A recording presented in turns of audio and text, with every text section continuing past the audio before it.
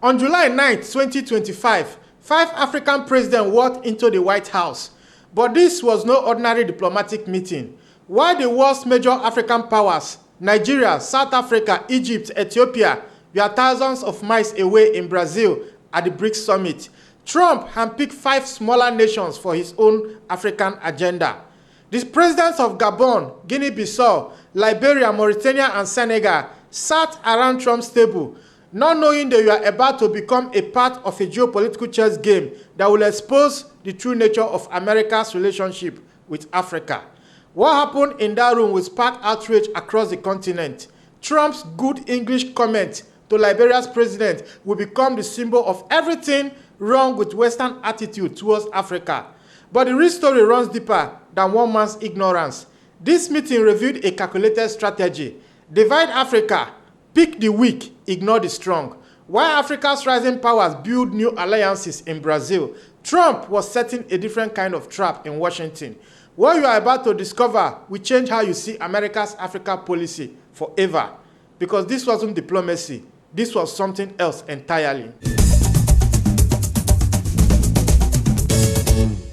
While Trump hosted his carefully selected 5, Africa's 3 powerhouses were making history 5,000 miles away in Brazil. Nigerian President Bola Tinubu, South African President Cyril Ramaphosa, and leaders from Egypt and Ethiopia were reshaping global economics at the BRICS summit. The timing was no coincidence. Just days before Trump's meeting, Nigeria had officially joined BRICS as a partner country, alongside other African nations seeking alternative to Western dominance. These were the countries Trump didn't invite. The ones with real economic power. The ones saying no to American hegemony. At the BRICS summit, Nigerian President Bola Tinubu declared that Africa cannot be passive participant in global decision-making. Meanwhile, South Africa's President Cyril Ramaphosa called for UN Security Council reform to reflect Africa's rising influence. These leaders were building the future Trump fears most, an Africa that doesn't need America's permission to prosper. The contrast was striking. While BRICS leaders discussed economic sovereignty and South-South cooperation, Trump 5 guests were being lectured about good English and offered scraps from America's table. African commentators immediately noticed this divide and conquer strategy. What we witnessed was modern-day public humiliation. The message was clear: attend BRICS, get ignored by America. Stay small, get invited to lunch. Then came the moment that shocked a continent. As Liberian President Joseph Boakai spoke, Trump interrupted him with amazement. "Such good English," he said. "Where did you learn to speak so beautifully?" The room fell silent. There was the president of a country founded by freed American slaves, speaking the only official language his nation has ever known, being treated like a curiosity in a museum. Boakai, maintaining his dignity, simply replied, "In Liberia, sir." African social media exploded. "I felt insulted because our country is an English-speaking country," said Liberian youth advocate. South African politician Veronica Mente asked what many were thinking. What stopped him from standing up and leaving?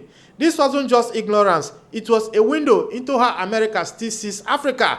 Despite Liberia's 178-year history as an independent nation, despite its American founders, Trump saw only the colonial stereotype of the surprised African, who somehow learned the master's language.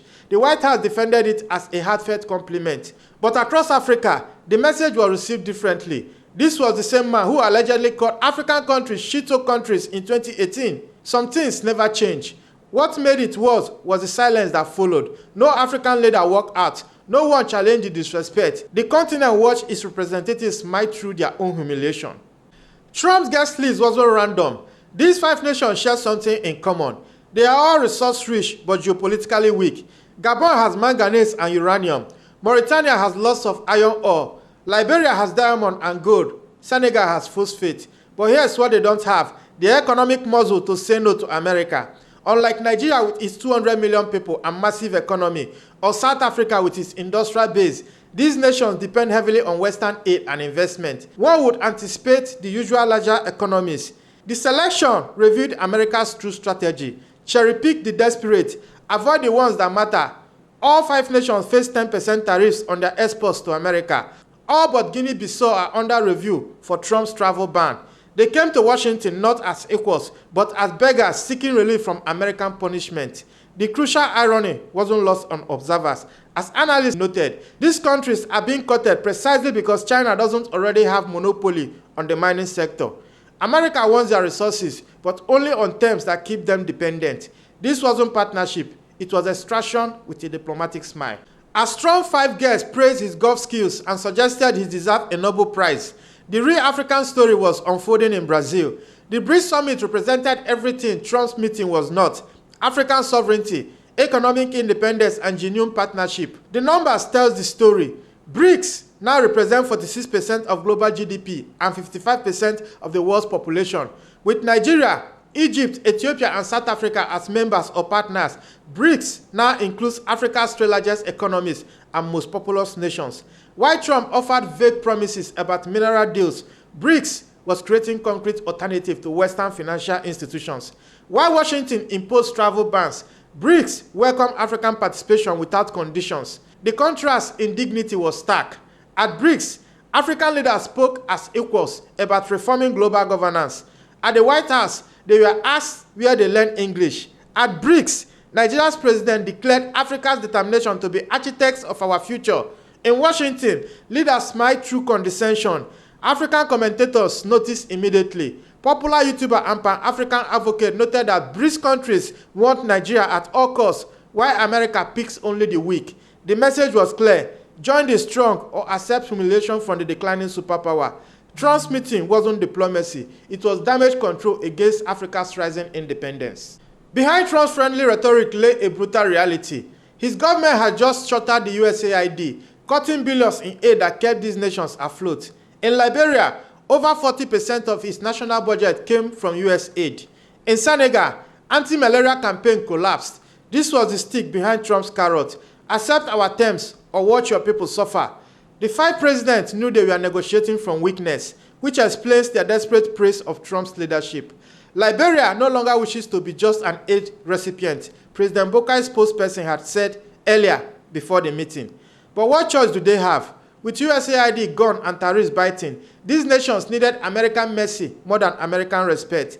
The timing was calculated: cut aid first, impose tariffs second, third, impose visa ban, then invite leaders to beg for relief. It's a playbook as old as colonialism. Create dependency, then exploit it. This is the continuation of the famed slave chains, except now these leaders wear suits. The method has evolved, but the relationship remained the same: master and servant, with African leaders playing their assigned roles. Meanwhile, China continues as Africa's largest trading partner, offering infrastructure without lectures about democracy or human rights. The choice for Africa becomes clearer each day. The most heartbreaking part wasn't Trump's ignorance, it was African leaders' acceptance of it. What was their response? Silence, submission, and smiles. Senegal's President Bassirou Faye, once hailed as a symbol of African youth and change, was reduced to begging for a golf course, not schools, hospitals, or industrial investment. The new generation of African leaders was following the same script as the old. Social media erupted with African voices expressing shame and frustration. A Liberian diplomat called Trump's remarks condescending to an African president. Youths across the continent wondered why their leaders couldn't find the dignity to walk away. The contrast with BRICS was devastating. While African leaders in Brazil spoke boldly about reforming global governance and challenging Western dominance, their counterparts in Washington were thanking Trump for his golf skills. This revealed Africa's fundamental challenge: not Western racism, which will always exist by the way, but African leaders who enable it through their desperate need for validation. Every smile in that room, every yes sir from President Bokai, every suggestion that Trump deserved a Nobel Prize sent the same message: Africa still sees itself as inferior. Until African leaders find their dignity, the continent remains trapped in relationships that diminish rather than elevate its people. This meeting revealed 2 competing visions of Africa's future. Trump's vision: a continent of small grateful nations competing for American favor, their resources flowing north while their people remain dependent. The BRICS vision: African sovereignty, South-South cooperation, and genuine partnership between equals. The choice couldn't be clearer. Join the 19th century scramble for African resources or build 21st century institutions that serve African interests. Accept condescending praise for speaking English or demand respect as equals in global governance. The 5 presidents who sat in Trump's dining room represent the old Africa. the one that seeks validation from the West, that celebrates being noticed by power rather than building power itself. The leaders who gathered in Brazil, though I might disagree with some of their policies in their home country, but they represent the new Africa that is unafraid to challenge the global order. African youths are watching. They see the difference between leaders who beg for golf courses and leaders who demand UN Security Council reform.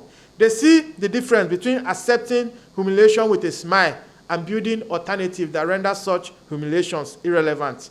Trump's condescending meeting succeeded in one way he never intended. It perfectly illustrated why Africa needs BRICS, why the continent must build its own institutions, and why depending on Western goodwill is a recipe for eternal subservience. The old game is ending. The question is whether African leaders will play the new one or remain trapped in patterns that diminish their people's dignity and potential. This is Frontline Africa. If you value truth unfiltered and power reframed from an African lens, subscribe, like, and drop your thoughts in the comments. I am Ezekiel Energeta. See you in the next one.